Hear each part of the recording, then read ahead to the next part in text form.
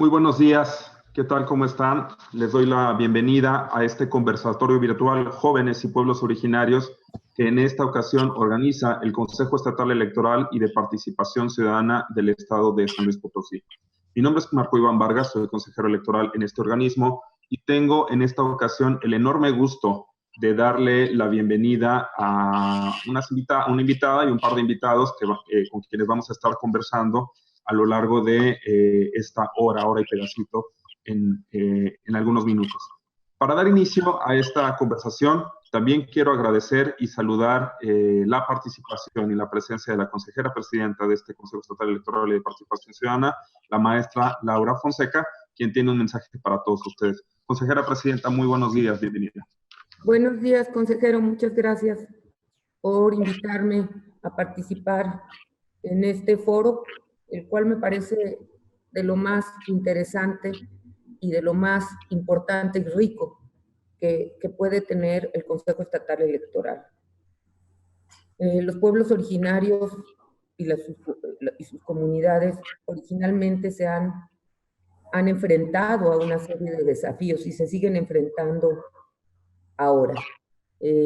Nosotros tenemos la tarea, la obligación de emitir acciones afirmativas que permitan incluirlos en estos procesos democráticos.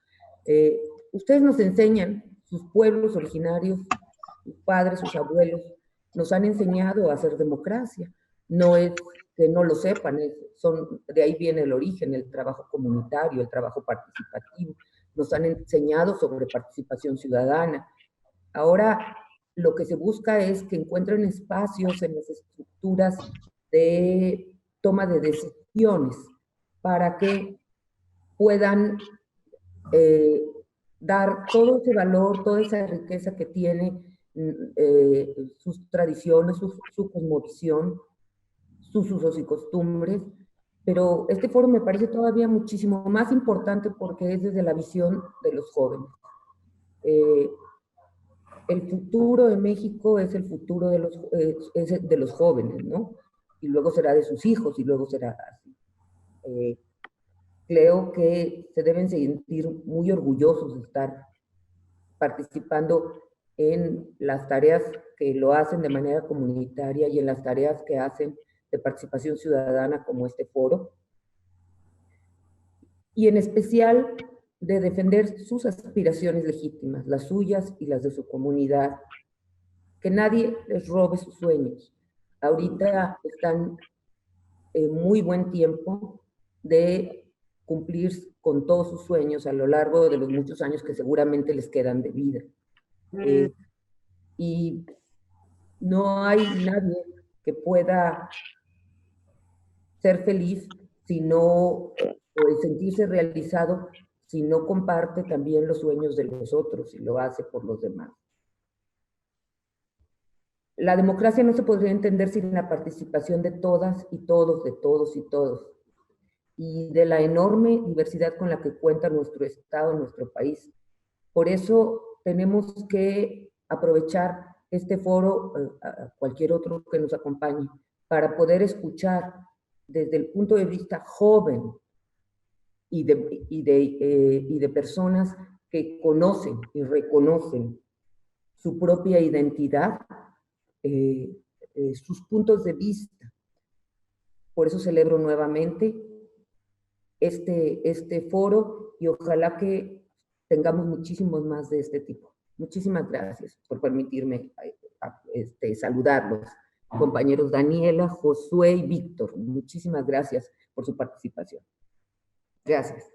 Muchas gracias, consejera presidenta. Gracias por estas palabras de inicio, de arranque y quizás un poco como hasta de provocación.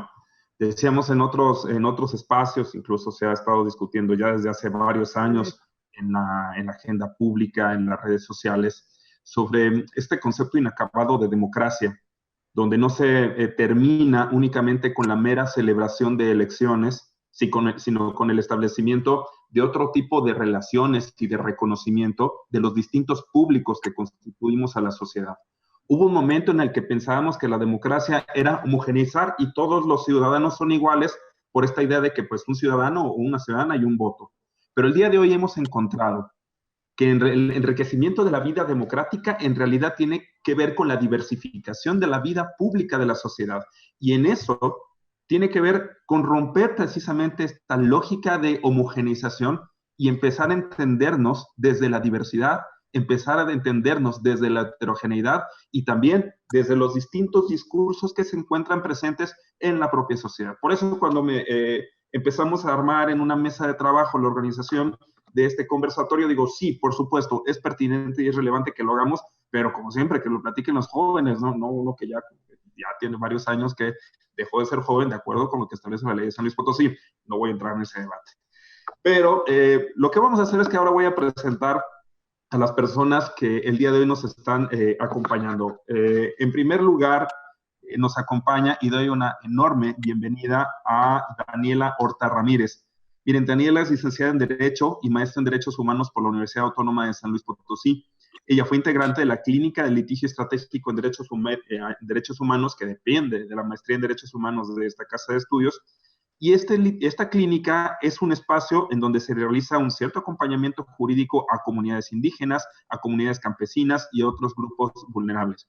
Daniela ha colaborado significativamente en esta agenda. Ella desarrolló experiencia en el campo internacional, donde pudo contrastar realidades de las comunidades indígenas en Ecuador a través de su estancia de investigación en este país. Daniela, bienvenida. Gracias, Daniela. Quiero darle la bienvenida a Víctor Hernández Morales. Él es originario del ejido Ojite, anexo al Ojo de Agua de la zona Tenec en Ciudad Valles. Es ingeniero en mecatrónica con especialidad en manufactura automatizada por el Instituto Tecnológico de San Luis, institución en la que impulsó el proyecto de música huasteca entre la comunidad estudiantil. Al término de su carrera, inició el proyecto musical Corazón Tenec. Él ha colaborado con la Asociación Civil Jóvenes Agentes de Cambio en Ciudad Valles y con el Instituto Nacional de Educación para Adultos en la misma ciudad, aplicando exámenes, así como dando clases a comunidades indígenas de la cordillera Tenec. Actualmente, Víctor es integrante del Consejo Municipal de Juventud en San Luis Potosí, en el municipio, y preside la Comisión de Grupos Vulnerables, en la que se ha destacado por su participación en el programa Soy Joven en Casa, donde impartió el curso básico de lengua Tenec para la preservación de la misma. Víctor, nos da muchísimo gusto que estés acá con nosotros. También quiero darle, gracias Víctor, y también quiero darle la bienvenida en esta mañana a Roberto Josué Rodríguez Santiago. Él es arquitecto y maestrante en ciudades sostenibles por la Universidad Autónoma de San Luis Potosí.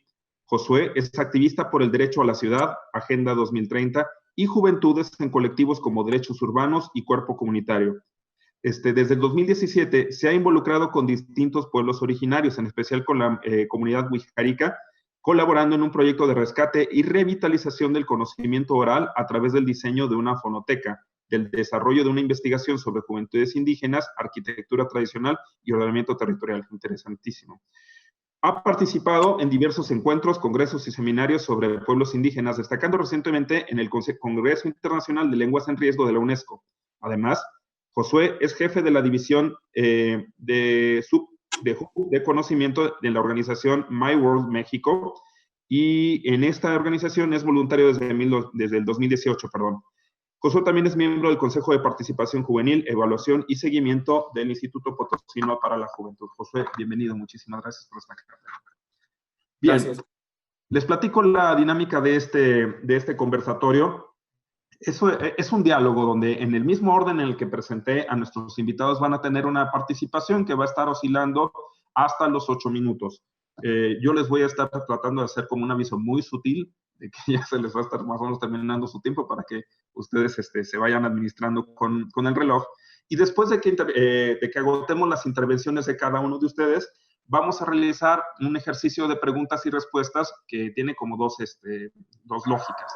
La primera, esta conversación está siendo transmitida en vivo por las redes sociales del Consejo Estatal Electoral de Participación Ciudadana. Damos bienvenida también y el agradecimiento a nuestro público que nos sigue a través de la página de Facebook y de nuestro canal de YouTube. Por ahí nos van a estar llegando preguntas. Tenemos un equipo que las está concentrando y las vamos a estar dirigiendo para todos ustedes. Y también de los puntos más relevantes que vayan a estar comentando, pues aquí vamos a armar un poquito la conversación y la discusión. Pero bueno, ya sin mayor preámbulo, quiero darles nuevamente el agradecimiento y la bienvenida a todos ustedes y vamos a comenzar escuchando a Daniela, que tiene que platicarnos también sobre este tema general, jóvenes y pueblos originarios, donde en realidad lo que queremos conocer, saber, escuchar es sobre estas formas, propuestas y experiencias del enriquecimiento de la vida democrática desde el reconocimiento de los grupos juveniles y las situaciones concretas de los pueblos originarios. Daniela, muchísimas gracias. Adelante. Gracias. Primero que nada, pues un agradecimiento al Consejo por la invitación.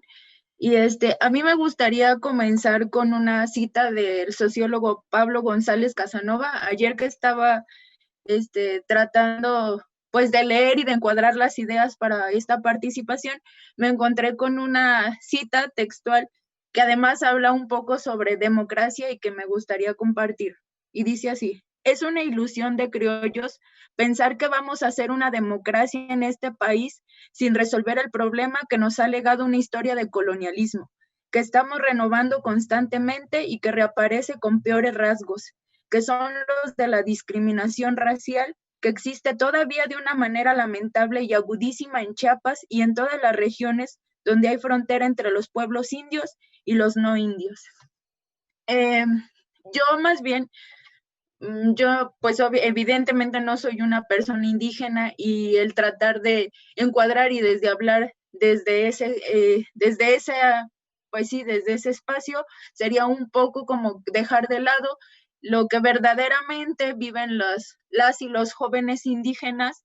Entonces, por tanto, yo me limitaré un poquito a hablar de algunas cosas que he observado, que observé en mi estancia en Ecuador y que además pues son evidentes, ¿no? Primero que nada, pues tener en cuenta el impulso que ha tenido el reconocimiento y extensión de los derechos de las personas indígenas en nuestro país, pues tiene que ver más bien con una exigencia que ha estado latente desde hace muchos años en la vida pública de nuestro país, ¿no? El reconocimiento de los derechos y de distintos espacios que se han venido ganando en distintas instituciones públicas, incluso en el espacio público, pues atiende más bien a la exigencia y a la demanda constante de las personas indígenas, ¿no? Algo que a mí me sorprende y que pienso más bien ya cuando hacíamos acompañamiento jurídico dentro de la clínica a personas campesinas indígenas, era lo sorpresivo que era para ellos tener que exigir algo que también les corresponde por ser personas y ser ciudadanos, ¿no? O sea, no pensaría yo tener que exigir algo que me corresponde solamente por el hecho de ser persona, ¿no? También en cuanto al ámbito educativo y muchos otros ámbitos, también es como muy sorpresivo todo lo que han tenido que romper las y los indígenas a lo largo de este tiempo, como para hablar desde sus espacios. Han tenido que romper con tradiciones educativas, sociales, para abrirse un poco a mostrar sus espacios y además a tener que decir, aquí estamos, ¿no? Pienso un poco en los jóvenes, o sea, en las personas indígenas en general, pero particularmente en los jóvenes, en las distintas formas de discriminación a las que son sometidos, ¿no? Y un poco más específicamente las mujeres, una por ser jóvenes, por ser indígenas, por los lugares de donde vienen. De por sí los jóvenes muchas veces somos envueltos en prácticas adultocéntricas porque se cree que no tenemos la capacidad para tomar decisiones, para participar en distintos espacios, se nos creen capaces y más, o sea, es como que el doble todavía sumarle ser una persona indígena es someterse a una serie de prácticas discriminatorias que se van acrecentando y que no tendrían que ser. Tampoco creo que se trata de romantizarles y de tratar de poner lo indígena como lo único, ¿no? Como lo puro, sino tratar de visibilizar y de entender que son personas, que son comunidades que tienen vivencias y formas de ser muy propias y que no son únicas en el mundo, pero que tendrían que entenderse y que tendrían que adecuarse para que en todos los espacios pudieran ser parte, ¿no? Tal y cual son, no tener que encuadrarlos dentro de lo que dice las instituciones tal y cual son, sino más bien darles oportunidad y espacios para que desde su mismo espacio, valga la redundancia, puedan abrirse y crearse espacios de oportunidad. Bueno, como ustedes saben, ahora que tuve la oportunidad de estar en el consejo y cuando estábamos tomando el curso de, ahora que se estaba creando, creo que la ley de consulta para ver cómo se iban a integrar las comunidades indígenas, yo estaba como muy sorprendida de pensar que tenía que crearse de una forma para obligar, por ejemplo, a los partidos políticos a crear un espacio o una especie de cuota indígena. Yo estaba muy sorprendida porque pensaba, es que seguimos sin entender que tienen que estar y que tendrían que tener los mismos espacios de decisión como cualquier otra persona, y pareciera que a veces se nos olvida y que seguimos perpetuando estas prácticas discriminatorias y seguimos sin entender que todos somos parte de y que todos tendríamos que tener la misma oportunidad de alcanzar, por ejemplo, un puesto público, un puesto educativo, ¿no? Otro ejemplo que ahorita también se me viene a la mente es cuando yo iba a estudiar la maestría, había varias compañeras, bueno, yo tuve compañeras indígenas de aquí de la Huasteca y también tenía una compañera mazahua, que era migrante, su familia era migrante de Oaxaca, y luego cuando vienen aquí y se instalan en la ciudad, se encuentran con una serie de prácticas también discriminatorias. Por ejemplo, luego también pensamos que los indígenas solo están en la Huasteca, ¿no? Lo cierto es que los indígenas están en todo el estado y pueden instalarse en cualquier parte del estado y del país. Entonces, ella luego me contaba que cuando iba a las instituciones y ella decía que era una persona indígena, le decían, bueno, ¿y dónde está tu comunidad? Y ella decía que estaban asentadas en la ciudad y que era como imposible creer que había una comunidad en la ciudad. Entonces también digo, hay que empezar como a cuestionarnos todas estas cosas y empezar a romper todos estos pequeños esquemas que luego están tan cerca y que seguimos como sin entender que pues hay que ponernos las pilas y empezar a romper todo. También en cuanto a lo educativo, luego ella me decía, ella era pues también abogada, y decía, luego yo también me presento como abogada, y desde la forma en cómo me visto y en cómo me hablo, porque ella habla, no me acuerdo cuál es la lengua, pero dice, también es como verme y pareciera que ven como un objeto o un bicho raro. Dice, entonces, está bien, o sea, aunque vamos avanzando y aunque se están creando políticas públicas, acciones afirmativas, creo que todavía nos falta mucho como para romper todos esos mitos y todos estos esquemas que a veces indirectamente o directamente seguimos cayendo en prácticas discriminatorias.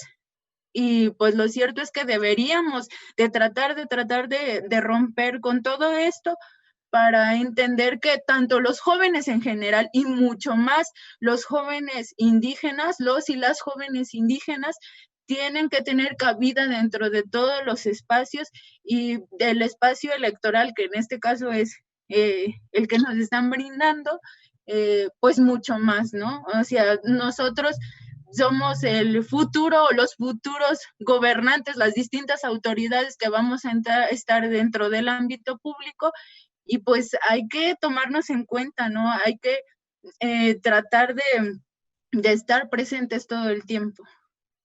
No sé cuánto llevo, pero por ahí empezaría mi participación.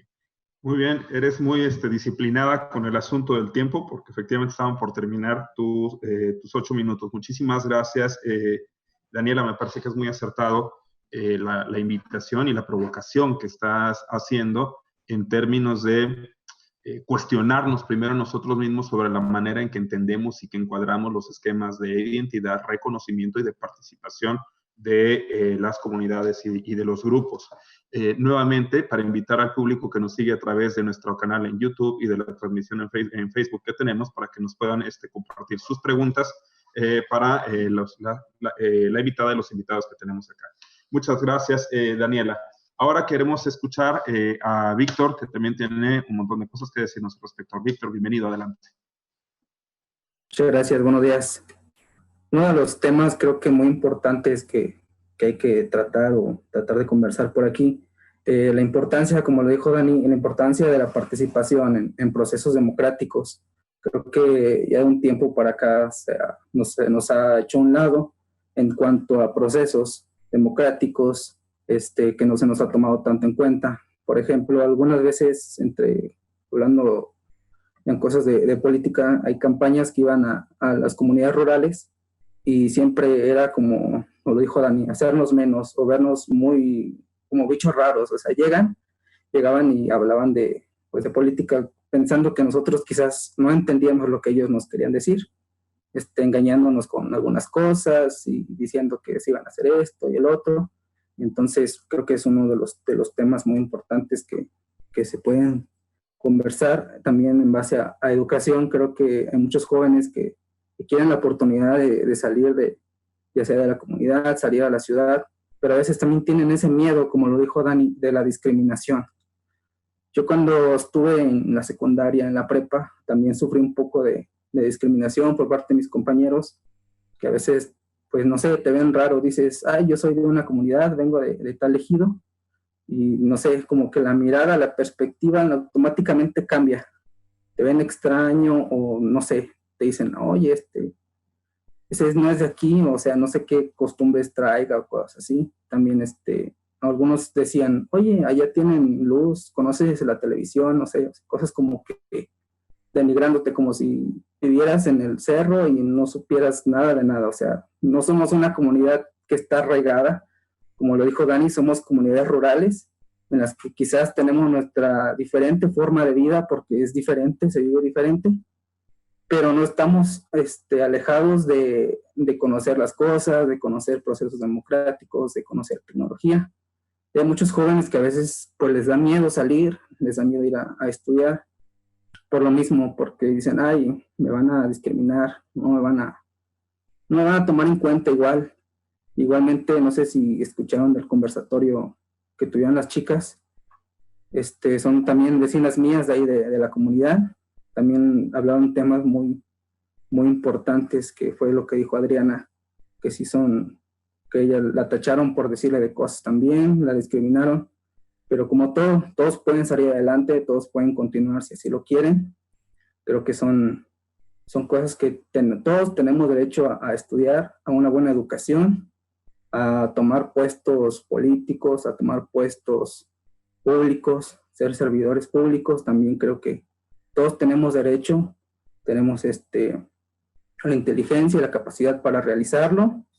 También quizás hablar un poco de educación, de instalaciones, porque creo que también se nos hace un poco a un lado decir, a la ciudad le damos equipos de cómputo, les damos internet, pero en la zona rural, en las zonas indígenas, pues los tenemos un poco olvidados. Entonces creo que los niños también, ellos tienen derecho a tener una educación, una buena educación, una educación de calidad, donde se pueden ir preparando, pueden ir conociendo cosas, y creo que pues son cosas que se tienen que tratar también. Lo que es el rescate de espacios públicos, porque en muchas comunidades tampoco los tenemos.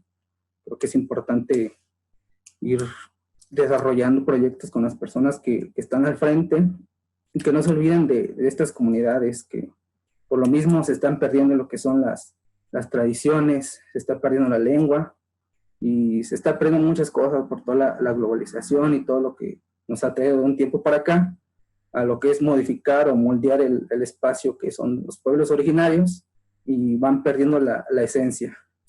Quizás se ha venido trabajando mucho en cuanto a eso, pero sí hay muchos pueblos, muchas comunidades que quizás ya están perdiendo toda esa esencia que antes tenía. Como lo comentó también Dani, de su compañera que llegó aquí a la ciudad. No tan solo pueden estar en la comunidad, ellos pueden llegar quizás a algún grupo a sentarse aquí en la ciudad y ellos son la comunidad que representan su etnia. Entonces creo que hay muchas cosas por tratar. En cuanto a todo eso, tener mejores condiciones de vida, por lo mismo que les comento, que siempre se hace a un lado todo eso. Creo que es bueno platicar un poco de todo esto, y todo lo que comentó Dani también fue muy, muy importante y muy, creo que es una charla muy larga de todos los temas que saldrían por aquí si nos alargamos toda la tarde. Muy bien, muchas gracias, Víctor. Acabas de mencionar un par de cosas que me parecen también muy relevantes. Esta parte como del recurso del engaño, en el que acuden o recurren no solo candidatos o fuerzas políticas, ¿no? Yo le llamaría como sistemas de intereses, que lo que tratan de hacer es que como que parten de supuestos de que la gente pueda no entender ciertas cosas, pero me parece que, o sea, no solo constituye como una especie de insulto a la comunidad, a la razón, a la inteligencia, sino en realidad pues hacia la propia ética por la que se participa en los procesos políticos, en los procesos electorales, ¿no? Estoy completamente de acuerdo contigo en esta parte sobre remarcar la educación en dos sentidos. Por una parte, la que tiene que ver con los competidores y con los partidos políticos, y también el asunto de las comunidades y de la propia sociedad, sobre la manera en que entendemos estas modalidades de participación política y las de participación electoral. También vamos a platicar, seguramente vamos a platicar un poquito más adelante sobre estas experiencias de discriminación, porque tienen que ver precisamente con las barreras que se establecen de manera pues, completamente subjetiva y que de alguna manera impiden la socialización pues, para una sociedad igualitaria, ¿no? Muy bien, muchísimas gracias, Víctor. Ahora vamos a escuchar a Josué, que ya está también listo para participar en esta mesa. Josué, adelante, te escuchamos. Gracias. Pues bueno, antes que nada también un agradecimiento por la invitación.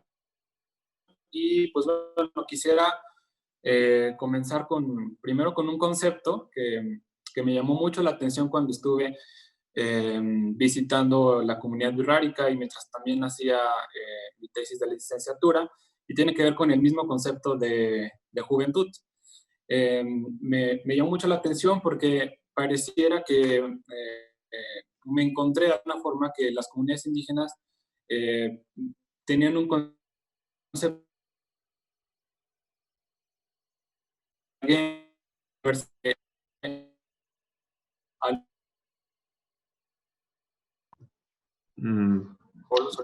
Soy yo, se nos está deteniendo un poquito Josué. Josué, fíjate que se nos está parando un poquito tu señal, ¿sí? Vamos a contactarnos ahorita contigo. No sé si sea la posibilidad de que nos puedas revisar ahí tu conexión, ¿sí? Para que podamos escucharte nuevamente porque se cortó la señal. Bien, en lo que tenemos a Josué de nuevo, vamos a dar un par de minutos. Quiero nuevamente invitar a las personas que nos están siguiendo a través de la señal de Facebook Live para que nos puedan hacer las preguntas a fin de que se las podamos ir compartiendo a nuestro público. Josué, ¿ya nos escuchas?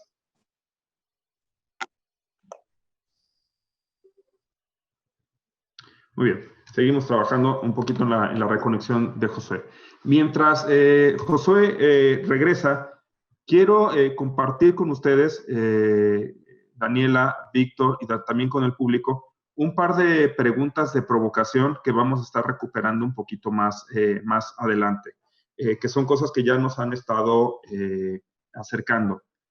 A nosotros nos gustaría escuchar y conocer en la ronda posterior desde sus experiencias cómo están o cómo han visto ustedes que están participando las juventudes que vienen en pueblos originarios.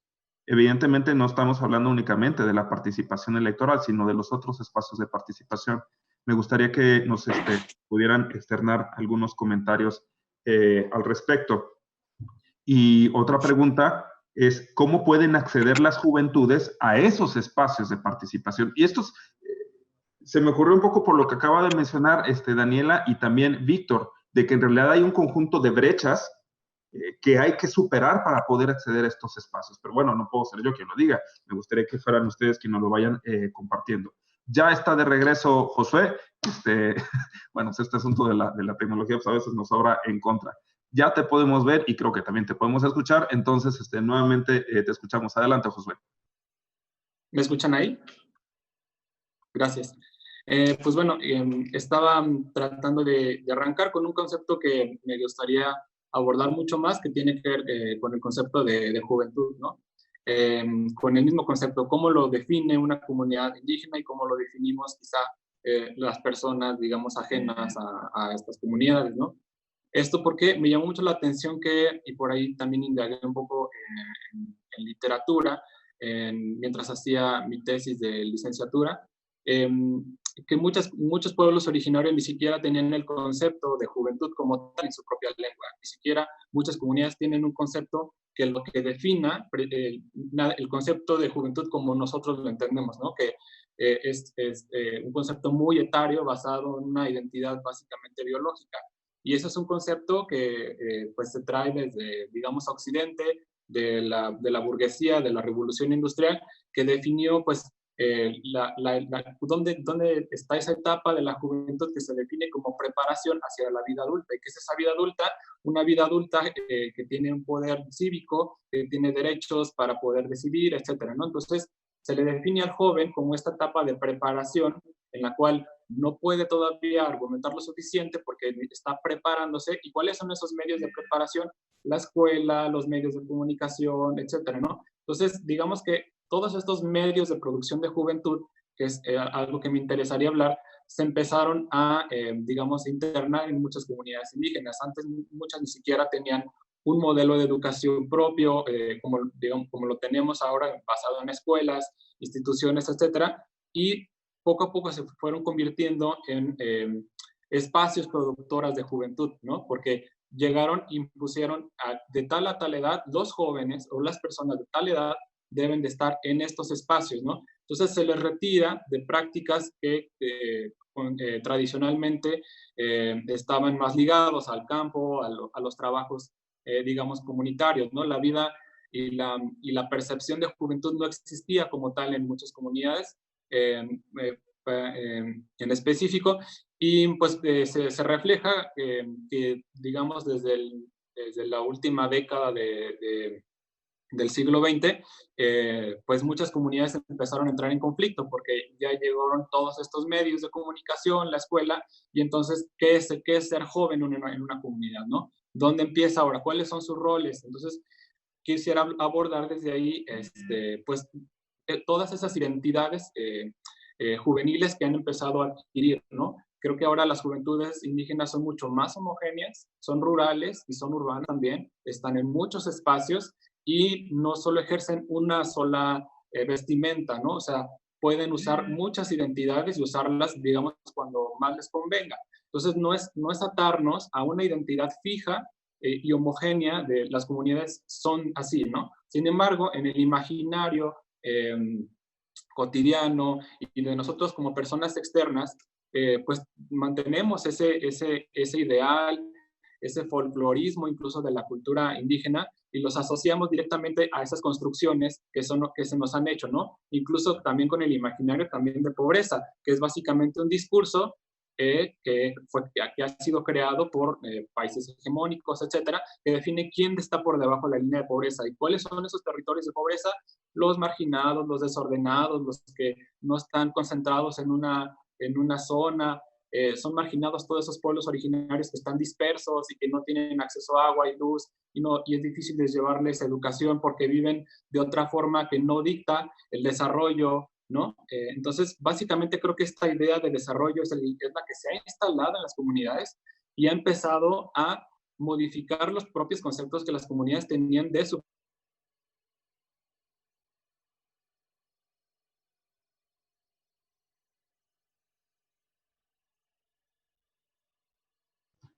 Parece que ya se nos está cayendo otra vez la transmisión de Josué. Vamos a ver si lo podemos recuperar. porque la verdad es que ya nos tiene enganchados en una provocación también muy interesante sobre la manera en la que se asumen las propias identidades. Josué, si nos puedes escuchar, intenta hacer lo mismo que hiciste hace 5 minutos, perdón, para que podamos escucharte y verte nuevamente. Para recordarles a todos ustedes, estamos participando en el conversatorio virtual Jóvenes y Pueblos Originarios, organizado por el Consejo Estatal Electoral y de Participación Ciudadana. Estamos en señal en vivo a través de Facebook, por el canal de Facebook Live del Consejo Estatal Electoral y de Participación Ciudadana, donde estamos recibiendo los comentarios y preguntas que ustedes nos puedan compartir. También estamos en la señal en vivo desde la página del CEPAC, que es www.cepac.org.mx. En esta ocasión tenemos como invitados a 3 personas jóvenes que tienen mucho que compartir sobre estos espacios de cuestionamiento, sobre la manera en la que entendemos nuestra propia participación y la manera en que entendemos la forma de hacer democracia desde la participación de grupos que no necesariamente son grupos homogéneos. Quiero hacer, en lo que recuperamos un poquito la conexión de Josué, una brevísima recapitulación de un par de cosas que ya se han estado mencionando. Primero, sobre el reconocimiento de las necesidades y condiciones específicas de identidad y de condiciones a partir de los cuales se habilita o no la participación política, cómo se entiende en los grupos de los jóvenes, cómo se asumen a sí mismos, qué barreras existen. Hemos estado hablando también de ciertas condiciones y de ciertas manipulaciones que se han estado realizando por parte de determinados grupos políticos que confunden la parte de hacer votar o movilizar con el asunto del ejercicio de la participación y también de temas de discriminación. Y antes de que lo perdiéramos, porque bueno que ya está de regreso, Josué ya nos ha estado compartiendo algunas provocaciones sobre cómo se entiende el concepto de juventud desde la propia comunidad, cómo la propia interacción entre las comunidades y los agentes de comunicación y nuevos discursos han estado redefiniendo este papel de juventud y cómo se relaciona con las formas de vincularse con su entorno. Qué bueno que estás de regreso, Josué, te seguimos escuchando. Te sigo respetando tu tiempo sin ningún problema. Adelante. Gracias, una disculpa. Pues sí, iba justo a la mitad y pues bueno, quería continuar también con esta idea de... pues bueno, me parece muy importante entender este concepto de juventud desde las comunidades para entender esos desafíos. Y uno de esos es justo cómo la educación, que muchas veces existen en las comunidades y que ya está instalada, pues no se da en su propia lengua, no existen materiales en su propia cultura. Entonces empiezan a adoptar también diversos, o entender también diversos conceptos exógenos o ajenos a la comunidad y dejen las juventudes, sobre todo, pues de entender qué son los aspectos, digamos, más tradicionales de esa comunidad, ¿no? Ahora, también me gustaría también cuestionar que es algo que están haciendo las juventudes indígenas actuales, el concepto mismo de tradición. Y esto lo voy a ligar mucho también al concepto pues, de participación, ¿no? Porque la idea tradicional de poder participar dentro de una comunidad muchas veces es gerontocrática, es patriarcal, es decir, para poder participar en la misma comunidad hay que tener pues ya ciertos roles, incluso ciertos cargos, haber ejercido ciertos trabajos en la comunidad para tener derecho a participar en las asambleas, en las tomas de decisión que tradicionalmente se toman por las personas adultas de mayor poder y de mayor jerarquía en las comunidades, ¿no? Esto pues, es algo bastante común y repetido en las comunidades. Entonces, vemos por un lado conceptos introducidos a las comunidades y por otro lado, dentro de la misma comunidad, pues ya empiezan a haber estos abismos generacionales en donde el adulto mayor ya difiere de las ideas de un adulto joven que ha ido a la ciudad y que ha conocido los derechos humanos, que ha conocido diversas formas de participación, etcétera, y que choca con las ideas pues internas de una comunidad. Entonces, aquí quisiera pues ir cerrando con el concepto de territorio juvenil, ¿no? Ya, y como bien decía Daniela y Víctor, pues el territorio juvenil ya no solo abarca una comunidad concreta, geográfica, con ciertos límites, sino que el territorio trasciende fronteras, ¿no? Y las juventudes pues son son del campo y son de ciudad al mismo tiempo. Entonces, eso les genera diversas prácticas efervescentes, es decir, les permiten tanto retomar cuestiones tradicionales de su cultura y de alguna forma incorporarles estas vivencias de afuera, ¿no? Entonces, digamos que el gobierno, incluso tradicional de estos territorios, tendría que eventualmente irse modificando para que las juventudes indígenas puedan participar dentro de su mismo territorio, así como en otros espacios que nosotros aún todavía no les garantizamos completamente, porque seguimos reproduciendo estas ideas hegemónicas y desarrollistas y estos imaginarios que siguen pesando sobre los pueblos y a través de ellas pues les seguimos prácticamente discriminando, ¿no? Y entonces yo creo que, y para hablar, creo que la lengua ha sido también una barrera muy importante en el sentido de que los pueblos tienen que incluso aprender una lengua que comúnmente nosotros practicamos, que es el español, y cuando nosotros podemos hacer el esfuerzo por entenderles en sus propios términos y en sus propios conocimientos culturales, ¿no? Creo que eso me parece muy importante de poder revertir ese proceso de no solo de ellos hacia nosotros y nosotros garantizarles el espacio, sino cómo nosotros desde nuestro privilegio y desde nuestro poder entenderles en sus propios términos.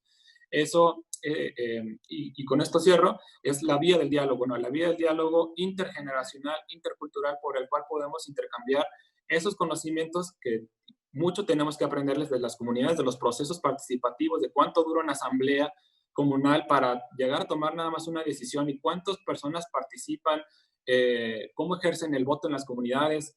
Hay muchos conceptos muy ricos que tendríamos que aprenderles para incorporarlos, yo creo, poco a poco en la democracia, ¿no? Y ellos también se pueden sentir, pues, parte de eso. Gracias. Muchas gracias a ti, Josué, por esta también muy provocadora y muy ilustradora participación, porque efectivamente pones el dedo en la llaga sobre un conjunto de cuestionamientos que no solo están en la opinión pública, también se están discutiendo en las autoridades, se está discutiendo con los tribunales, se está discutiendo incluso en los propios diálogos de las comunidades, de los pueblos originarios, con las propias autoridades sobre la manera en la que se tienen que entender las vías transitables de la propia participación, que en realidad quizás tiene que ver con un choque de diálogo entre civilizaciones. Es decir, una forma en la que se entiende la sociedad, la cosmogonía, hasta la propia democracia, en donde parece que hay como territorios en disputa o territorios en tensión. Una cosa que aprendimos, bueno, o que por lo menos yo digo que aprendí, sobre lo que ocurrió en Chiapas ya hace un montón de tiempo, es establecer un discurso de visibilidad, de que el modelo de participación dominante, ¿sí?, del Estado mexicano invisibiliza y no reconoce los pulsos, las dinámicas, las identidades y la manera de nuevo de entender a la sociedad y a la propia participación que tomó una voz a partir del levantamiento en Chiapas, pero que en realidad no fue el primero levantamiento ni tampoco fue el primer intento de un colectivo para tratar de hacer visibles estos discursos. Bien, para pasar a la segunda parte de esta mesa, quiero compartir con ustedes algunos comentarios que ya hemos estado recibiendo a través de redes sociales. Queremos agradecer los saludos y comentarios de Nailea Moriz, que nos saluda desde la zona TENEC, también de Norberto Hernández, de la Universidad Intercultural en San Luis Potosí. Gracias, Norberto. También tenemos un comentario y un saludo de Lourdes Martínez. Dice, primero, un gran saludo a todos, a cada uno de los integrantes. Un tema por demás importante y sobre todo que tomen en cuenta a la gente joven y a la gente de las comunidades originarias. Aún hay mucho rezago y hay que tomarlos en cuenta siempre, no solo, como lo dicen ustedes, en los próximos tiempos electorales. Y también envía saludos a la maestra Laura Elena Fonseca. Gracias, Lourdes Martínez. Bien, tengo algunas preguntas para... A ver, la verdad es que quisiera proponer dejarlas así en la mesa y quien las quiera tomar, ¿sí? Porque creo que son un montón de cosas que han estado saliendo y si quieren varios tomar la misma pregunta, pues yo no tengo ningún problema con eso. A ver, hay una primera pregunta que tiene que ver con el asunto de las barreras, que de alguna manera los tres lo tocaron como de distintas perspectivas. Por ejemplo, Josué hablaba de que la lengua llega a ser una barrera. la discriminación es una barrera, la falta de acceso a determinados instrumentos de información suele ser una barrera. Entonces, quiero preguntarles, a ver, y quiero ser un poco autocrítico, porque Josué acaba de decir algo bien importante que a veces nos cuesta un montón de trabajo poder reconocerlo desde nuestros propios privilegios, y lo digo con nombre y apellido, Marco Iván Vargas, ¿no? ¿Qué otras barreras nos falta de ver? Es decir, hemos puesto acá sobre la mesa el asunto de la discriminación, el asunto de la educación, el asunto de la lengua. ¿Ustedes logran identificar otras barreras que estén imponiendo la ley, las autoridades, los partidos políticos, los grupos de interés? ¿Qué otras barreras existen? Y sobre todo la pregunta buena que está detrás de ello es ¿cómo podemos hacer para superarlas o para revertirlas? Ahí hay una primera pregunta. Tengo otro cuestionamiento también para compartirles, pero de nuevo, se los quiero hacer porque ustedes tres tienen conocimiento de campo y tienen conocimiento y experiencia vivencial. Les platico el antecedente rápido. Muchos de los mecanismos de participación, tanto la participación electoral como la participación política, parten del supuesto de que la gente tiene acceso a la información. Por ejemplo, que tiene acceso a Internet. Pensemos un poco cuál es el asunto de la nueva normalidad y el asunto de la educación no presencial, ¿no? Se asume que hay un modelo de acceso a Internet y para los que no, pues habrá lo de la televisión abierta y para los que no, quién sabe qué hay, ¿sí? Es decir, se tiende a asumir de que la información llega a las comunidades, de que no solo la tecnología, quiero referirme a la información en términos generales que le permite a una persona y le habilita para poder participar ampliamente. Yo quiero preguntarles a ustedes tres, ¿cómo les está llegando la información a las comunidades? ¿Qué asimetrías de información pueden ver ustedes que les permite habilitarse a sí mismos para una participación más significativa? Y una tercera pregunta, hasta el momento de cosas que hemos estado recibiendo. ¿Qué retos ven ustedes que encuentran las y los jóvenes de los pueblos originarios para comenzar a participar en sus comunidades? Josué ya empezó a insinuar uno, que tenía que ver con que las propias asambleas establecen pues, ciertas reglas de autodeterminación que incluso los propios tribunales han confirmado como válidas, y han obligado a las autoridades para que las respeten, pero que podrían representar como que barreras para algunas personas que quieran participar. Pero bueno, esto no lo puedo decir yo, por eso quiero preguntárselos a ustedes que tienen un poco de más experiencia. Es decir, ¿qué barreras hay? ¿Cómo las superamos? ¿Cómo ven ustedes el asunto de si está llegando o no está llegando la información? ¿Y qué retos se encuentran para poder participar? ¿Alguien quiere tomar la palabra sobre estas ideas que he puesto sobre la mesa? Sí. Adelante, Dani. Bueno, yo como que me quedé pensando en varias cosas también con lo que decían Víctor y Josué.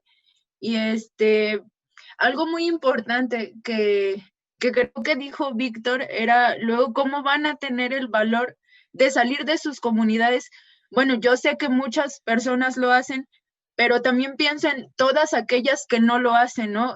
O sea, realmente nos estamos preguntando por qué no salen esas personas de sus comunidades y creo que muchas de ellas no salen porque no hay condiciones dignas para hacerlos. Y esto lleva a otra idea que ahorita también se me viene a la cabeza y es, ¿por qué necesariamente tienen que salir de sus comunidades para lograr cosas, no? O sea, tendrían que tener los medios suficientes o tendría que haber, en este caso, los medios suficientes para que dentro de sus mismas comunidades pudieran desarrollarse y crecer tanto como si lo hacen en la ciudad. Yo he observado y también como platicando con personas de comunidades indígenas, que pareciera luego que hay como esta especie de sueño citadino de solamente en la ciudad se puede crecer y solamente si salimos de nuestras comunidades vamos a crecer. Y había muchas personas que se quedaban en la ciudad y a lo mejor crecían o hacían lo que querían en la ciudad, pero ahora yo pienso que se está viendo, sí, salir a la ciudad, aprender, crecer, y llevar además lo que haces en tu comunidad fuera de la ciudad, pero luego volver y eso que aprendiste, aplicarlo. Yo veo que ahora pasa mucho, o por ejemplo, muchos compañeros que tuve en la maestría y también en la licenciatura, salían, aprendían, daban a conocer un poco o mucho de su comunidad y regresan y aplican en su comunidad. No es como esta especie de tratar de colonizar a sus comunidades, no, sino más bien tratan de aplicar lo aprendido dentro de sus comunidades y cuando estuvieron fuera de su comunidad, aplicarlo de lo que hay o lo que viven en su comunidad fuera de. Entonces yo creo que es muy importante porque si antes había esto de salir a la ciudad y quedarse en la ciudad, ahora no, ahora está yendo mucho más allá lo que está pasando. Yo también creo que aunque sí se está dando un incremento en los medios de información, en la comunicación y todo esto, aún sigue habiendo mucho rezago dentro de las comunidades. Ya decía Josué, hay muchas comunidades sin agua, o sea, sin servicios tan básicos como la electricidad y el agua. ¿Y qué pensar del Internet, no? El Internet sí a lo mejor está siendo una herramienta para que nos estemos comunicando, para, por ejemplo, ahorita desarrollar esta charla, pero hay muchas comunidades que no tienen acceso a algo tan básico como es la energía eléctrica para ver, por ejemplo, lo que ahora está pasando en las escuelas, en una televisión, pues ni siquiera se puede porque no hay luz. Entonces creo que para empezar estas barreras, ¿no? Tan básicas como son los servicios básicos, o sea, si no podemos con esto, muchas cosas tampoco se pueden. Pienso también luego en un caso que fue el objeto de mi tesis de maestría, que tenía que ver con un basurero de desechos tóxicos, pero lo que pasaba en esta comunidad era que la información de, por ejemplo, una manifestación de impacto ambiental se publicó en la página de internet de Semarnat, ¿no? Y en un periódico de circulación nacional. Por ejemplo, era una comunidad de Santo Domingo, en el altiplano potosino, en el que la señal de televisión, en la que la señal de radio que llegaba ni siquiera era la señal de San Luis Potosí, era la señal de Zacatecas. No hay internet, porque, o sea, hay una antena grande y son horas específicas en las que sí puede haber internet, pero en un lugar específico. Entonces luego le decían a las personas de la comunidad, es que sí se publicó la página de Semarnat y es que salió en periódico de circulación nacional, pero decían ellos, sí, pero sí se dan cuenta que muy apenas tenemos electricidad, que el agua que obtenemos viene de los pozos, entonces es como ilógico pensar en que sí, la información está ahí, pero la información no llega específicamente a los rincones y a las personas que tienen que llegar, o sea, se ve mermado por limitantes, por el acceso a cosas tan básicas. Entonces creo que sigue habiendo barreras, ¿no? Sigue habiendo muchos retos. También es, por otro lado, un éxito y un gran logro que muchas y muchos estén saliendo de sus comunidades y estén creciendo y estén brillando dentro de los espacios públicos. También veo, por ejemplo, a Víctor, ¿no? Ahora en el Consejo Municipal, que creo que aunque muchas veces las instituciones crean obligadamente espacios para cubrir esas cuotas, pues es una gran oportunidad para empezar a apropiarse de esos espacios y manifestar que hay todavía muchas deficiencias y todavía muchos espacios que hay que cubrir. Bueno, ahí dejo mi participación. Gracias, Daniela. Fíjate que acabas de decir algo bien importante. Este asunto de, otra vez, hay que ser autocríticos y se vale, porque al final de cuentas es un espacio de diálogo y de libertad. Hay autoridades que acuden a ciertos atajos normativos que les establece o les obliga la propia ley, por ejemplo, como hacer pública una determinación, ¿sí? Y entonces lo que dicen, pues sí, lo publiqué en la página de internet, lo publiqué en un medio de circulación nacional, porque lo que tratan de hacer es acreditar la publicidad, pero esta publicidad no está contextualizada a la situación concreta del público al que va dirigida esta determinación. quiero platicarles una anécdota brevísima, me toma 10, o un poquito más de 10 segundos. Platicando con algunos representantes de comunidades indígenas a propósito de leyes electorales, nos decían, bueno, lo que pasa es de que todas las determinaciones tendrían que estarse divulgando, pero en los canales que nosotros necesitamos. Por ejemplo, si en la zona huasteca, me parece que está en Tancanwitz, la emisora esta de 770M, La Voz de las Huastecas, que transmite principalmente en TENEC, me parece, ahí tendrían que estar traduciendo sus determinaciones y divulgándolas, porque eso es lo que nosotros escuchamos. O, por ejemplo, y esta idea salió de ellos, cuando empiecen a hacerse la determinación de lo de las candidaturas de personas que vienen o que provienen de pueblos originarios, nosotros deberíamos de publicarlas, pero dicen ellos, ¿no? En nuestras plazas públicas, en nuestros espacios de la comunidad, para que nosotros veamos quiénes son los candidatos, ¿no? Y eso salía por el asunto de la discusión de a quién reconocer como indígena y a quién no. Pero de nuevo, no es de que nosotros vayamos a decirles en qué medios los vamos a publicar, sino que son ellos los que tienen que determinar cuáles son los canales de información a partir de los cuales acceden a esta información. Dani, muchas gracias. ¿Quién más tiene comentarios? Víctor, Josué. Adelante, Víctor. Lo que dijo Dani creo que es muy importante, que por qué no tanto salen los jóvenes o por qué no desde la comunidad podrían hacer superarse. Creo que uno de los puntos también muy importantes aquí creo que es el estatus económico, la economía de cada persona, porque casi en las comunidades la mayoría se dedica a lo que es el campo, entonces pues no tienen algún ingreso muy, muy alto como para mantener alguna escuela. Hay educación básica, quizás lo que es preescolar, primaria, secundaria, preparatoria, quizás en algunas comunidades no, entonces se tienen que trasladar a comunidades que están así un poco cercanas para poder concluir su secundaria o su preparatoria. Entonces, creo que también es un factor muy importante la economía de las comunidades, porque a veces hay muchos chavos muy inteligentes, personas que quieren salir adelante, pero no tienen ese dinero para salir. A veces sí hay becas, hay apoyos, pero por lo mismo, otra barrera es el miedo, que no quieren ir a preguntar porque les van a decir, ay, a mí no me van a dar por ser indígena, a mí no me van a tomar en cuenta. A veces, no, pues nada más voy a ir a perder mi tiempo a que me digan de cosas, a que no me den nada, porque pues sí ha pasado algunas veces. Entonces, creo que también es una barrera muy, muy importante todo eso. Hace mucho tiempo en mi comunidad llegó lo que fue la Universidad Intercultural de San Luis. Estuvo ahí un par de años, estuvo ahí ejerciendo.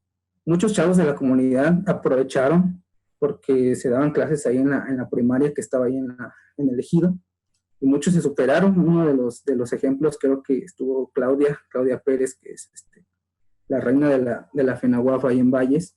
Ella aprovechó también ese momento y empezó a estudiar ahí. Creo que por unas malas decisiones que hubo en el ejido, pues la universidad tuvo que trasladarse a la ciudad, y quizás ahí en esos momentos muchos chavos dejaron de estudiar porque tenían que pagar un pasaje de ida, un pasaje de vuelta, más los transportes urbanos que tienen que llegar hasta la universidad.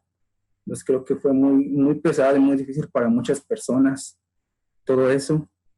Creo que hay mucha gente que también se ha superado y ha regresado también al ejido a hacer mejoras. Por ejemplo, algunos maestros apoyaron en lo que fue la participación, como lo comentaron. Sí se tiene muy arraigado el concepto de las elecciones ejidales. Antes, pues como lo comentaste, se tiene como un concepto de decir, solamente las personas ejidatarias son los que tienen elección al voto. Y los demás vecinos, los demás jóvenes, ellos, por no tener lo que es algún terreno, ser ejidatario, pues no pueden votar. Todavía hace como 5 años se trabajó en eso con unas personas ahí en la comunidad, y se llegó al acuerdo de que ahora sí, todas las personas de la comunidad pueden votar por el juez ejidal. Si se propone 1, 2, 3 candidatos, ahora todas las personas pues mayores de edad ya pueden votar por el juez auxiliar que ellos más piensen que es más capaz para realizar esa actividad. Igualmente, quizás a veces la mala información o la desinformación que no llega adecuadamente a las personas, también no pueden tomar decisiones, como lo dijo Dani, a veces quizás algunas familias tienen internet, tienen acceso a internet en sus celulares, quizás en su casa, pero hay otras, como les comento, que viven al día, pues tienen para lo que es, para comer hoy y mañana pues no sabemos si va a haber.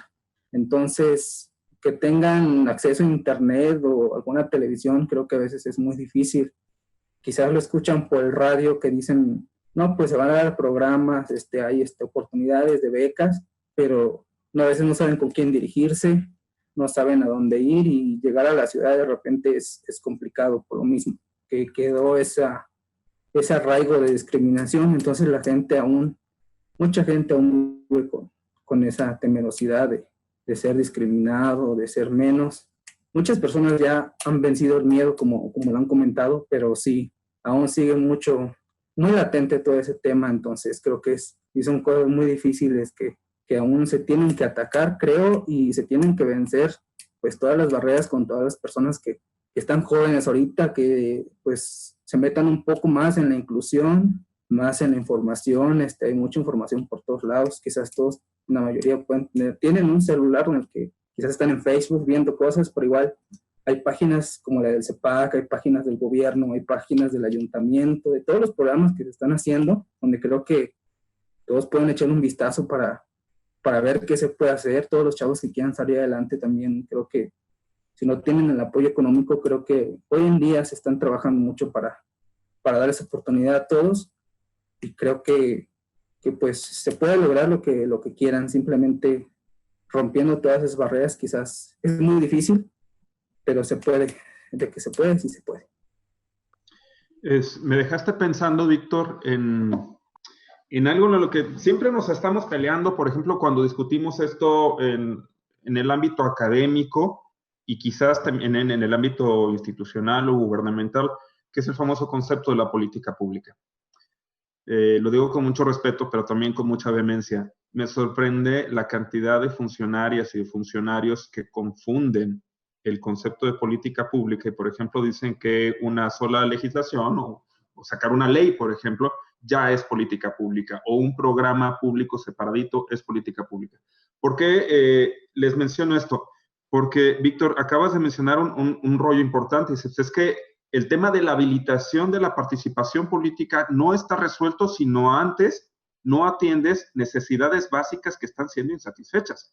Entonces, si la gente está viviendo al día, que lo mismo ocurre en las comunidades campesinas, como lo mismo ocurre con las mujeres que no pueden participar políticamente porque tienen que estar al cuidado de otro tipo de cosas como el asunto del hogar, ¿sí? Es decir, no puedes obtener una cosa si no atiendes primero otra, y eso es enfoque de política pública. Si pudiéramos hablar de una política pública de democratización, no se resuelve nada más con la emisión de una ley electoral, no se resuelve nada más con la aprobación de un presupuesto para una autoridad que se supone que promueve democracia y formación, sino que en realidad tenemos que hablar de un enfoque multifactorial que sí o sí tiene que tomar el tema económico y, como lo mencionaba Dani hace un ratito, sobre el tema del acceso a los servicios básicos. Porque si no tenemos eso, entonces las maneras de habilitación de la propia participación de la gente estará limitada. Yo voy a llamarlo nada más así, limitada. Después hay otro debate que no sé si nos va a alcanzar en esta ocasión, si no, con todo gusto armamos otro foro, sobre las formas en las que entendemos la participación. Por algo que también mencionaba Josué hace rato. A ver, lo que pasa es que dentro de la comunidad, para ellos participar es formar parte del trabajo comunitario, ¿sí? Pero luego afuera hay otros discursos que dicen que no, hay otras formas de participación, cuando ellos dicen, no, a ver, sí, está bien eso, pero aquí primero es el asunto de la comunidad, ¿sí? Y ese es un asunto de cosmogonía y de la propia identidad, el que no es ni mejor ni peor, sino que es lo que es. Y de alguna manera, pues nosotros también tenemos que reconocerlos desde este enfoque de política pública. Con lo que me estoy quedando, todavía no estamos en conclusiones, pero más o menos por allá vamos, es que, Víctor, tú lo que nos estás proponiendo, junto con algo que acaba de mencionar Dani, es que en este asunto de las barreras y de las brechas, el tema de la situación económica y el tema de la propia discriminación, hasta de los propios miedos que la sociedad le impone a las y los jóvenes tienen que ser atendidos si es que queremos hablar de esta democracia para todos. Bien, vamos con Josué, que también tiene algunas cosas que compartirnos. Adelante, Josué. Gracias, Marco. Pues sí, quería continuar varias ideas y bueno, antes que nada, sobre el tema de la política pública también me parece muy interesante abordar, porque es algo que también abordé en la comunidad en la que estuve investigando y pues tiene que ver con muchas veces la política pública es también una vía de imposición y también una vía de pues de hacer que las comunidades empiecen a transformar su territorio de una forma en la que ni siquiera ellos han sido partes pues de esas decisiones de la política pública, ¿no? Voy a poner un ejemplo. En la comunidad Birrárica Huichol, al norte de Jalisco, pues el índice de pobreza dice que toda comunidad es pobre si no tiene acceso a baño, ¿no? Eso está dentro de los índices del INEGI, ¿no? ¿Y cómo se convierte eso en política pública? Pues bueno, en la Cruzada Nacional contra el Hambre, en la que se instalan miles de baños, pero sin agua, porque, ojo, pues hay un índice de pobreza que te dice que pues tienes que medir agua entubada, pero otra cosa es medir cuánto agua está fluyendo realmente dentro de esa tubería, ¿no? Entonces, les pones los baños, cubres con ese índice de pobreza, de no tener baños, y pues ya, y bueno, resulta que la comunidad no estaba acostumbrada a los baños secos, a estos baños húmedos, y pues finalmente muchos de los baños terminaron siendo usados como bodegas. Entonces, creo que hay una práctica desarrollista que sigue imponiendo estos modelos de desarrollo en las comunidades. Y no es que las comunidades no quieran tener baños húmedos, sino cómo a las comunidades se les consulta y se les hace partícipes de ese tipo de desarrollo para que de alguna forma puedan adaptarse estratégicamente a ese tipo, a esos modelos, ¿no? Creo que las comunidades deben ser mucho más conscientes de que muchos modelos que están en las ciudades pueden perjudicar a sus comunidades en términos de afectaciones medioambientales, etcétera, porque ya empiezan a copiar ciertos patrones de asentamientos de las ciudades. Pues bueno, eso me quería referirme con este concepto de adaptabilidad estratégica, ¿no? De adaptabilidad estratégica, que ya había mencionado un poco Dani, de cómo una persona que emigra a la ciudad y empieza a aprender y los empieza a adaptar a la ciudad. Y esto me hace sentido porque algo que me hacía mucho ruido cuando me empecé a acercar a las comunidades es si realmente las comunidades empezaban a negar su propia comunidad y su propia identidad por aspirar hacia el desarrollo, ¿no? Y la verdad es que me di cuenta que no es tan así, no es tan tajante. Creo que son selectivos en las cosas que aprenden y que las van apropiando. Y creo que en ese sentido las juventudes juegan un rol muy, muy importante porque justo están en medio, ¿no? Están en medio de la jerarquía gerontocrática de los abuelos, en medio entre lo urbano y lo rural, justo haciendo esos intercambios culturales, siendo mucho más efervescentes, ¿no? Entonces creo que la vía para poder hacer una sinergia entre esos intercambios culturales es escuchar a las juventudes y hacerles mucho más partícipes, ¿no? Y una vivencia que tuve ahí con unos jóvenes escuchándoles, porque les pregunté, bueno, ¿y cuáles son tus preocupaciones? ¿Cuáles son tus vivencias? Para entender si realmente negaban su territorio o cómo lo hacían sentir. Y una de las cosas que me di cuenta es que pues tienen mucho sentido todavía por la imagen que tienen de su comunidad. Muchos me decían, es que algo que me gusta es la vida del rancho, de mi comunidad. Yo aspiro a que mis abuelos, mis padres, mi propiedad de la tierra, lo que voy a heredar, pues esté mejor cuidada, que se conserve, ¿no? Pero para eso necesito ir a estudiar, necesito prepararme para regresar a mi comunidad y entonces seguirle aportando, ¿no? Y me di cuenta también de todos los desafíos que enfrentan las juventudes para poder nada más hacer eso, ¿no?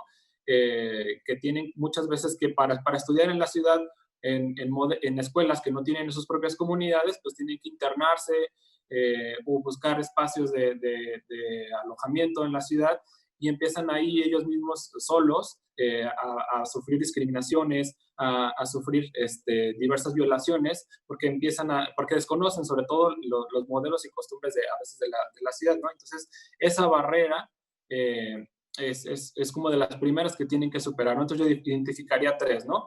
Lo rural como una primera barrera. También, por otro lado, los sistemas sociales indígenas, los mismos sistemas internos de la comunidad, y finalmente la desigualdad urbana, ¿no? A la cual se tiene que enfrentar afuera, ¿no? Y pues bueno, creo que eso es lo que quería abonar. Muchas gracias, Josué. Pues sí, la verdad es de que estas visiones desarrollistas que tenemos en realidad, pues como que tienen implicaciones no solo sobre la manera en la que entendemos o en la que las propias instituciones creen que están desarrollando económicamente a las comunidades, sino que ahora un poco como que me dejas la provocación sobre la forma en la que estaríamos formando ciudadanía o desarrollando políticamente a las propias comunidades y también a los individuos, que de alguna manera pues, es algo que tenemos que estar como atendiendo y pensando.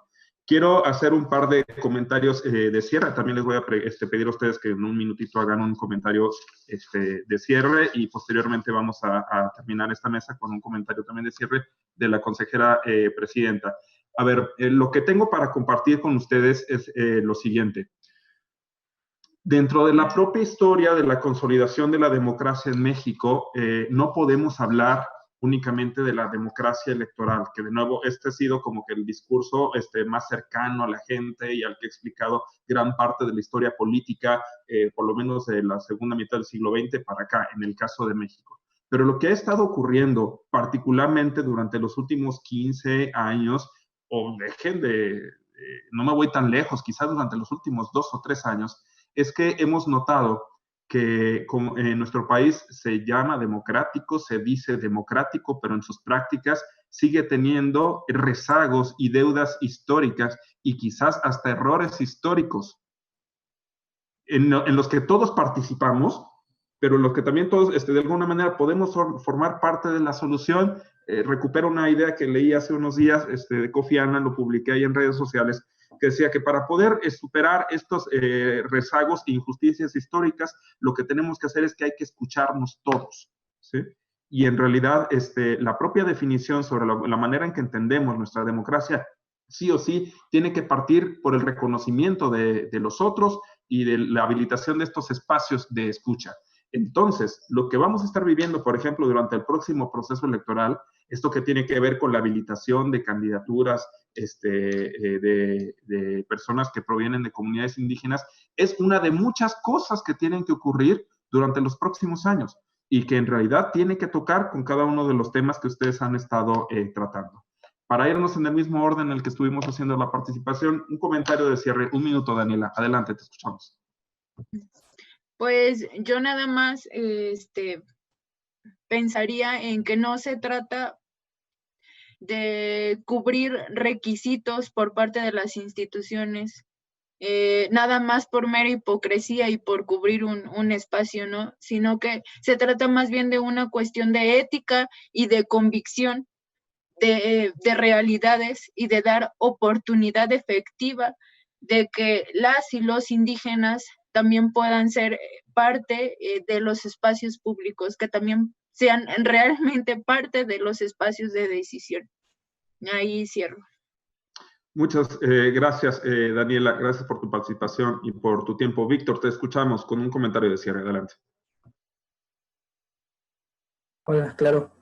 Creo que falta un poco más de enfoque por parte de lo que son las autoridades, un enfoque más claro hacia los programas, como lo dijo Dani, algunos programas o apoyos que de verdad se puedan hacer y de verdad se puedan desarrollar en las comunidades indígenas, para los jóvenes, para las personas, para las mujeres, para todos, porque quizás más a las mujeres que las excluyen un poco, creo que ellas también deben darles la oportunidad de estar al frente, de liderar proyectos, porque creo que todos y todas tienen muchas oportunidades y muchos proyectos de visión a futuro que creo que pueden ayudar a las comunidades.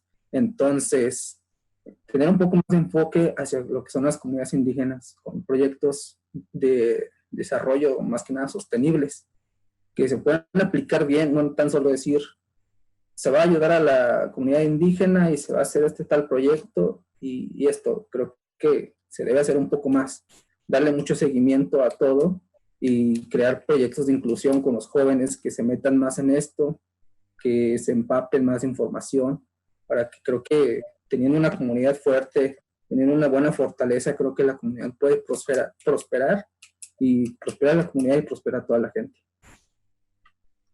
Muchas gracias por tu claridad, Víctor, porque efectivamente este es un llamado que sí o sí tenemos que tomar desde las propias instituciones en un ámbito de responsabilidad y de ética pública, como lo decía también Dani.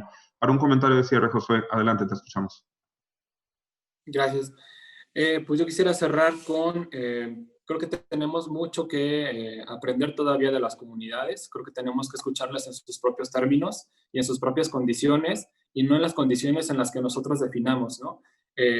Y diría que las juventudes no es que no participemos, no es que seamos apáticas, no somos las generaciones del futuro, somos generaciones del presente que tenemos necesidades presentes y que tenemos que ser escuchadas en lo que nos sucede ahora, y que las decisiones que nos afecten en el futuro, que nos puedan estar afectando, las tenemos que tomar nosotros y tenemos que estar en esos espacios, y quienes están en esos espacios de poder y de privilegio deben garantizar la inclusión de este tipo de personas, ¿no? Y para cerrar con el concepto de lo indígena, me gustaría compartir que creo que es algo que todavía necesitamos de construir. Si bien lo indígena agrupa todo lo que acabamos de hablar, creo que lo indígena necesita superar el propio imaginario que le hemos construido para finalmente generar un piso parejo y de igualdad en el que ya ni siquiera tendremos que nombrarlos, porque vamos a ser reconocidos en su igualdad, ¿sí? Entonces, no es reconocerles, pues es que aquí está tu espacio y va a ser tu cuota porque eres indígena, no. O sea, eres una persona cívica, eres de este país, y reconozco tu interculturalidad, tu multiculturalidad, porque eres otro yo, ¿no? Y yo me reflejo en tu identidad, ¿no? Creo que ese es el ejercicio que todos tendríamos que reconocer, no desde la diferencia, sino de la distinción. Tenemos cosas distintas, y desde ese espacio, pues, somos comunidad, país, etcétera. Agradezco mucho la claridad también de tus conceptos, Josué, porque en realidad pues, lo que nos invitan a cuestionarnos a nosotros mismos sobre la manera en que estamos entendiendo y construyendo nuestras propias narrativas y las políticas que se están generando a partir de ello.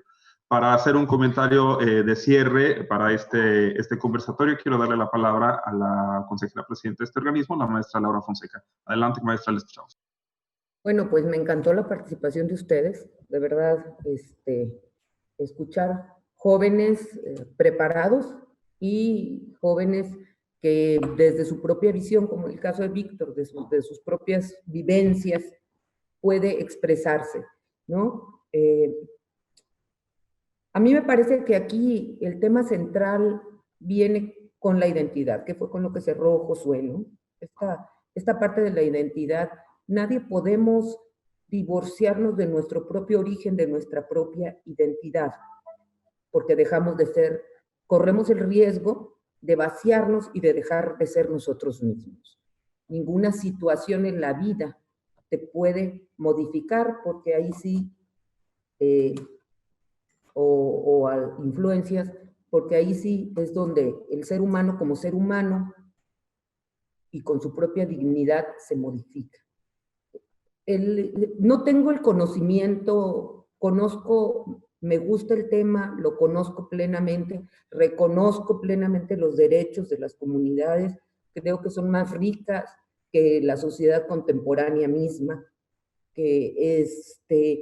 pero me trajo su juventud y estos espacios y esta vida comunitaria, y luego cómo se enfrentan a una vida más cosmopolita. Me parece que tiene que ver con un asunto que a lo mejor en las políticas públicas no hemos reconocido. Estoy de acuerdo en que se han establecido políticas públicas totalmente incongruentes con la forma de vida, los espacios geográficos, las condiciones de los pueblos y comunidades indígenas. Y también hay una parte que me da mucho gusto, porque ahora que que nos hacía favor Josué de decirnos, es que no tienen ellos no reconocen a una juventud como un grupo etario, ¿no? La realidad es que es muy difícil ver tanta niña, tanto niño casado a los 13, 14 años. Entonces, donde su juventud no es una etapa de vida, ¿verdad? Los que logran brincar eso y salir de la comunidad, no porque sea mala, y soy muy clara en esto, es una reflexión que estoy teniendo nada más, y si me estoy equivocando, por favor, corríjanme. Los que logran salir se enfrentan a un mundo diferente y hablan de discriminación. A nadie pueden discriminar si no se lo permite, si tú no se lo permites a otro. El punto está en que te lo creas, que realmente te creas que tienes la misma dignidad que cualquier otro que está ahí, y a veces mucho más, ¿sí? Porque la dureza de las convicciones y la cosmogonía en la que viven en las comunidades y los pueblos indígenas tienen más asideros emocionales que los que puede tener algunas otras personas, sobre todo en las sociedades urbanas enormes, como las megaciudades, donde no existe ese asidero. Lo ideal sería que ustedes, o sea, que los jóvenes preparados regresaran a sus comunidades a compartir, ayudar, y que en las trincheras que pudieran ganar en los espacios públicos o privados, también les permitieran hacer cosas por la comunidad. De verdad, me parece riquísima su contribución desde el punto de vista del estudio y desde el punto de vista de las vivencias y desde el punto de vista del origen. Hay que sentirnos orgullosos de los que somos en cualquier momento y en cualquier circunstancia que estemos. Ese me parece que es un paso importantísimo, el Consejo Estatal Electoral y de Participación Ciudadana, para establecer medidas afirmativas que permitan un mayor acceso a puestos de autoridad y de representación pública en un modelo de partidos, no es en un modelo que es el modelo de los pueblos y comunidades indígenas, sino en un sistema de partidos. Ha intentado hacer estudios muy respetuosos de los pueblos y comunidades indígenas, ¿sí? Y lo haremos en todo momento. También yo creo que ustedes están haciéndolo desde el momento que están aquí y lo harán desde el momento en que tengan sus propias oportunidades. Muchísimas gracias por su participación. Muchas gracias. Gracias, maestra Laura Fonseca, consejera presidenta de este organismo electoral.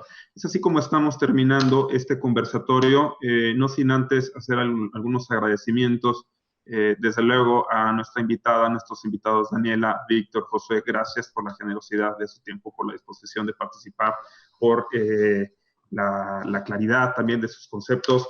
Gracias, maestra Laura, por hacer esto posible. También quiero transmitir algunos saludos y agradecimientos a la consejera Graciela Díaz, que está detrás de esta idea de celebrar estos conversatorios. Alejandra Navarro, Minerva Casas, Juan Carlos Rizoli, que están en la parte de participación ciudadana aquí en el organismo. También quiero agradecer a nuestra área de sistemas, que siempre hace posible la infraestructura para que podamos realizar estas transmisiones, al área de comunicación social de este organismo, y a todas y a todos ustedes por acompañarnos en este conversatorio. Muchas gracias a todos. Nos vemos en una siguiente ocasión y que tengan una muy buena tarde y un muy buen fin de semana. Nos vemos. Muchas gracias a todos. Hasta luego. Gracias. Gracias.